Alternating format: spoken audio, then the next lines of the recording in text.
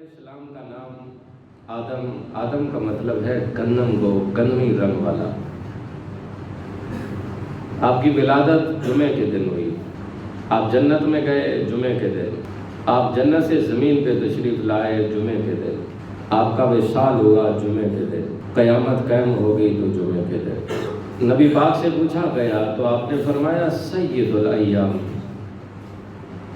جمعہ تمام دنوں کا سردار ہے۔ یا رسول اللہ صلی اللہ تعالیٰ علیہ وسلم کیوں؟ فرمایا اس لیے کہ اس دن میرے باپ آدم کی ولادت ہوئی تھی۔ اگر حضرت آدم علیہ السلام کی ولادت ہو تو جمعہ تمام دنوں کا سردار بن جاتا ہے، تو جس دن میرے پاک نبی کی ولادت ہوئی۔ حضرت آدم علیہ السلام کا قد تقریباً 60 سے 70 گز۔ اللہ تعالیٰ نے جب آپ کا جسم عطر بنانا چاہا تو جبرائیل امین کو زمین کی طرف بھیجا کہ جاؤ مٹی لے کر آؤ۔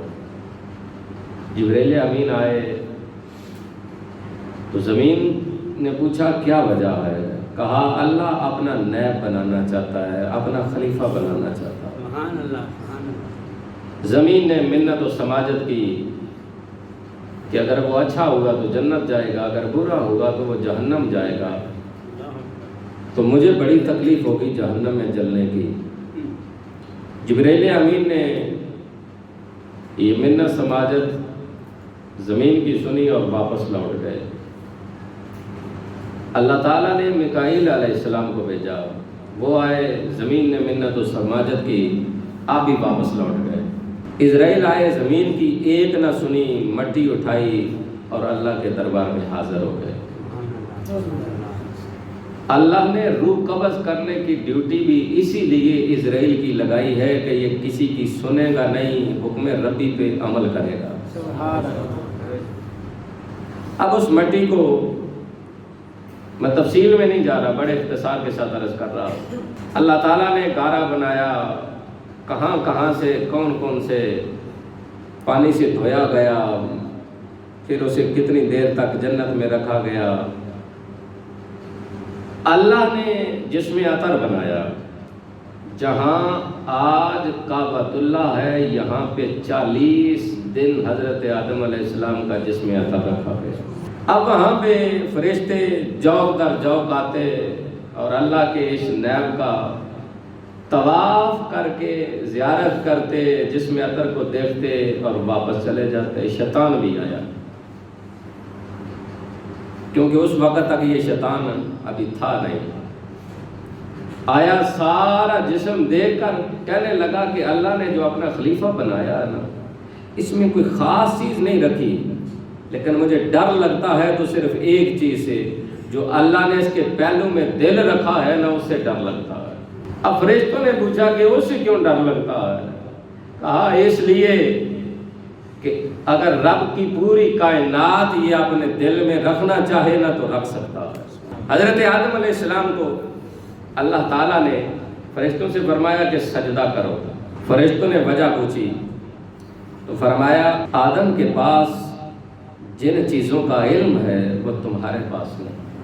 فرشتوں نے عرض کی مولا وہ تو ہم بھی جانتے ہیں۔ کہا بتاؤ۔ جب اللہ نے پوچھا تو کچھ نہ بتا سکے تو فرمایا آدم آپ بتائیں۔ وَعَلَّمَ آدَمَ الْأَسْمَاءَ كُلَّهَا ثُمَّ عَرَضَهُمْ عَلَى الْمَلَائِكَةِ فَقَالَ أَنبِئُونِي بِأَسْمَاءِ هَؤُلَاءِ إِن كُنتُمْ صَادِقِينَ۔ حضرت ابن عباس حضور کے چچا کے بیٹے ہیں، کہتے ہیں اللہ نے خشک تر ہر چیز کا علم حضرت آدم کو سکھا دیا۔ سبحان اللہ۔ تو فرشتوں سے فرمایا سجدہ کرو۔ یا اللہ کیوں؟ فرمایا جو آدم جانتا ہے وہ تم نہیں جانتے۔ حضرت آدم علیہ السلام نے نام بتایا۔ اب رب نے فرمایا آدم فرشتوں کو پڑھاؤ۔ حضرت آدم علیہ السلام جنت میں گئے۔ اب جنت میں آپ جیسا کوئی تھا نہیں، تنہائی محسوس کرنے لگے۔ اللہ نے نیند کا غلبہ دیا، آپ سو گئے۔ آپ کی بائیں پسلی سے حضرت حوا کو پیدا کیا۔ جب آپ اٹھے تو دیکھا ایک عورت ہے۔ قریب جانے لگے تو فرشتوں نے کہا جناب رک جاؤ۔ کہا جی کیوں؟ کہا پہلے حق مہر ادا کرے۔ حق مہر سکہ راج الوقت، اس وقت تو تھا نہیں نا، جنت تھی، جنت کا ماحول تھا، پوری جنت حضرت آدم کے نام۔ حضرت آدم علیہ السلام سے کہنے لگے جناب پہلے حق مہر ادا کریں، کہا جنت تو ساری ہے اور کیا تم؟ ایک روایت میں آتا ہے 3 مرتبہ، ایک روایت میں آتا ہے 17 مرتبہ، یعنی 17 مرتبہ۔ جناب کیا کریں؟ کہا آخری نبی محمد الرسول اللہ پہ درود پڑھ کے حق مہر حوا کو دیتے ہیں۔ میرے باپ اور میری ماں کا نکاح درود کا حق مہر ٹھہرا۔ حضرت آدم علیہ السلام جنت میں، حضرت حوا سلام اللہ علیہ جنت میں۔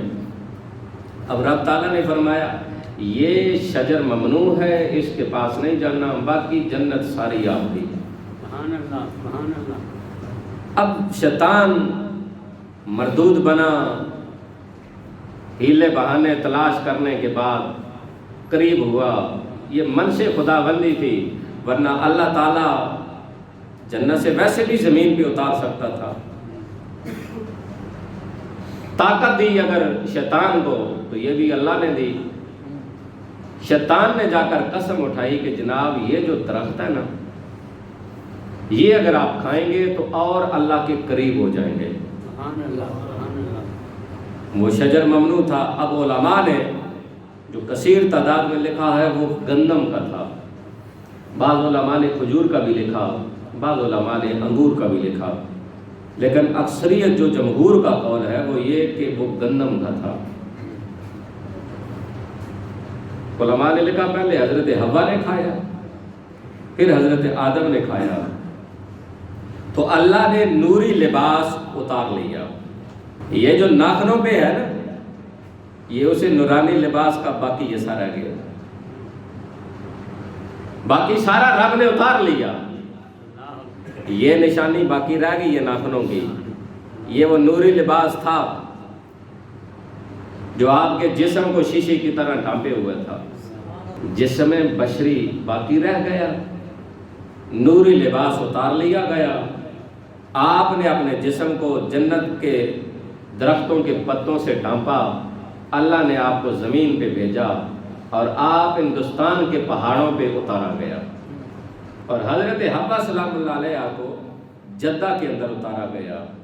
300 سال تک حضرت آدم اپنی منزل پہ روتے رہے، حضرت حوا اپنی منزل پہ روتی رہی۔ امام فخر الدین رازی نے لکھا کہ حضرت آدم علیہ السلام نے 300 سال تک یوں آسمان کی جانب نہیں دیکھا، روتے رہے روتے رہے۔ اور بعض علماء نے لکھا کہ آپ کی آنکھوں سے گرنے والے آنسو زمین پہ بہہ نکلے، اور جہاں جہاں گزرتے گئے وہاں وہاں اللہ نے سبزہ اگا دیا۔ چلتے چلتے، بڑے اختصار کے ساتھ چلتے چلتے آپ میدان عرفات میں پہنچے۔ جب میدان عرفات میں پہنچے تو وہاں ملاقات ہوئی حضرت آدم علیہ السلام کی اور حضرت حوا سلام اللہ علیہ کی۔